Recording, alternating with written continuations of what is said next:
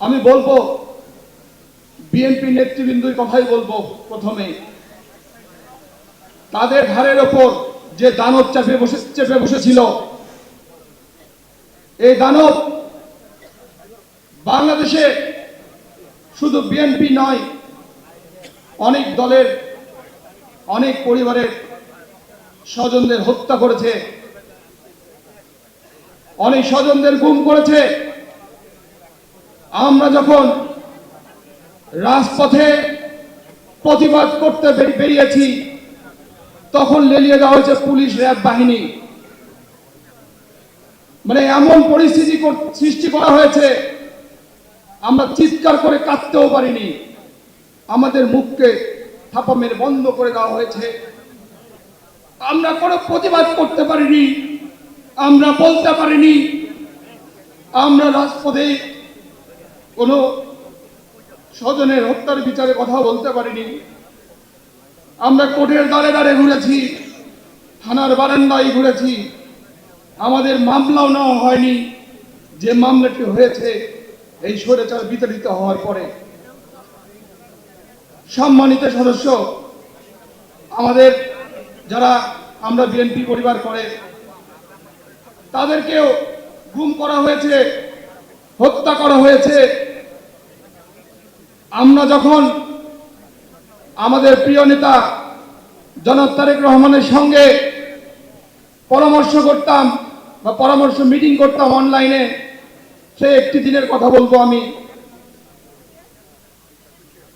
ঢাকা শহরের নিকেতন এলাকায় ছোট্ট একটি অফিসে অনলাইনে আমরা কয়জন সদস্য তার সাথে পরামর্শ করছিলাম। এটা কোনো আন্দোলনের পরামর্শ নয়, এটা ছিল মানুষকে সাহায্য করার পরামর্শ। আমাদেরকে আমাদের প্রিয় নেতা দিক নির্দেশনা দিচ্ছিলেন, কিভাবে মানুষের তোর করায় যাবে, কিভাবে কি করবা। আমাদের খুব অপ্রতুল সম্পদ ছিল হাতে, আমরা যত সামান্য সম্পদ নিয়ে বেরিয়েছি দাঁড়ে দাঁড়ে। আপনাদের মন মতে আমরা করতে পারিনি সত্যি, কিন্তু আমরা চেষ্টা করেছি আপনাদের পাশে দাঁড়াতে। জনাব তারেক রহমানের বার্তা পৌঁছে দিয়েছি আপনাদের ঘরে ঘরে। সেই দিনের কথা মনে পড়ে, যেদিন ওই নিকেতনের অফিসে আমাদের মিটিং হচ্ছিল। এরপরে 2 দিন পরেই আমাদের সহকর্মী, আমাদের সহযোদ্ধা নুরুল লাশ পাওয়া যায় কর্ণফুলী নদীতে, চোখ বাঁধা, হাত বাঁধা অবস্থায়। তারও কদিন পরে আমাদের আরেক সহকর্মী আলামিন গুম হয়ে যায়।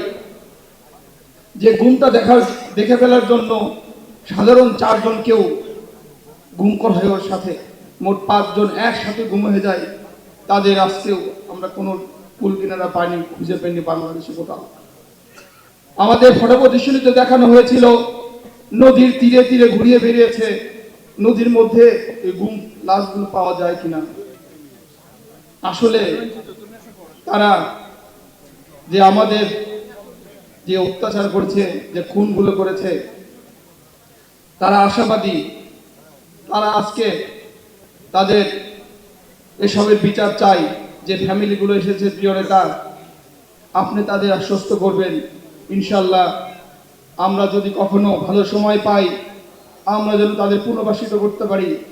এখানে এমনও কিছু ফ্যামিলি আছে নেতা, আপনি যদি সাহায্য না করতেন, তারা ভিক্ষার থলি নিয়ে দাঁড়ে দাঁড়ে ঘুরতে হতো।